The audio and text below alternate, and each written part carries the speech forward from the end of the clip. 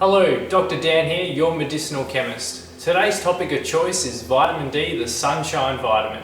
Now, having worked in the pharmaceutical industry before and performing countless amount of research on vitamin D, I'd like to share with you the benefits it can have on your overall health.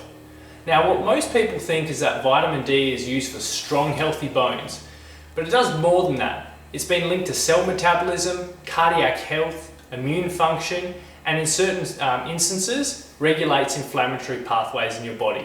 So it's pretty damn important. Now, the most common source of vitamin D is from the sun.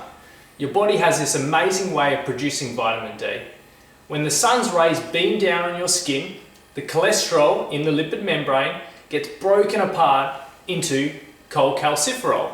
Now, you don't need to remember that, but what you do need to remember is that cholecalciferol gets delivered to the liver and to the kidneys to form two active compounds, calcitriol and 25-hydroxy vitamin D.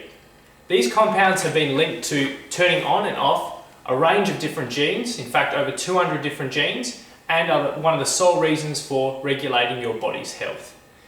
Now, we live in a society where there's a lot of sun, especially in Australia. However, we have somewhat of an epidemic. 1 in 4 Australians are actually vitamin D deficient, according to the Australian Bureau of Statistics as of 2012. What's worse is that number rises to 36% come winter time, which is extremely scary if you ask me. Now, the number that you need to remember is 50. That's the magical number. 50 nanograms per mil of 25-hydroxy vitamin D. If you're lower than that, you're deemed to have some form of vitamin D deficiency. If you're higher than that, 50 to 80, you have optimal levels of vitamin D. So when you go to your doctor and you get a blood check, look for the 25-hydroxy vitamin D and try and get above 50 nanograms per mil. Now, what's one of the major reasons why we have such an epidemic in Australia when it comes to vitamin D? It's very, very simple. Most people live busy and hectic lives where they're at work at 8:30 in the morning, they finish work at 5 p.m. and they find it extremely challenging to go and get some sunlight. And when you think about it, during your lunch break, you tend to be inside in an office cubicle more often than not. And come summertime, where you would think, okay, I'm going to get all my vitamin D, unfortunately, we tend to slip, slop, slap, which is actually a good thing. It prevents certain types of cancers. However, it does actually hinder the production of vitamin D. Now, in terms of the amount of vitamin D that you should be getting, you should be aiming for around about 2,000 to 4,000 international units per day. That can be upwards of about 10,000 international units if you're severely vitamin D deficient, so lower than 30 nanograms per mil of 25-hydroxy vitamin D. What does that actually mean for you? So getting sunlight, if you're fair skinned like myself, you want to be getting around about 15 minutes of sunlight where the sun is directly above you, so from 10 a.m. to 2 p.m. And if you're darker skinned, so African, African American, or Latino, you want to be getting around about 45 minutes to even an hour just to produce adequate levels of vitamin D.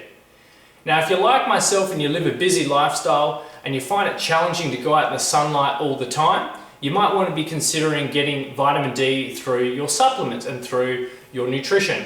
You could be taking around about 5 sardines a day to get your adequate levels of vitamin D, 20 cups of milk, or cod liver oil, which is actually rich in vitamin D, and in some instances, omega-3s. So one of my good friends has actually dared me to take cod liver oil. It's been a while since I've had some, so here we go.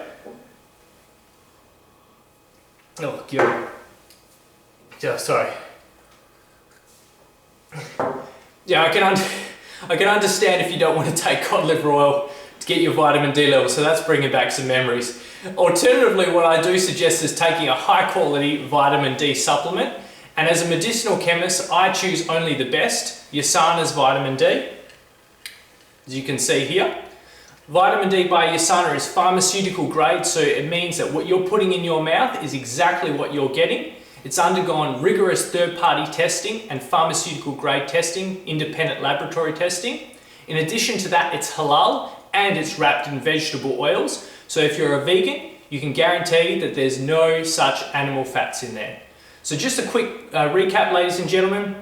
What I do suggest is that you go out in the sunlight and take a high quality vitamin D supplement such as USANA's vitamin D.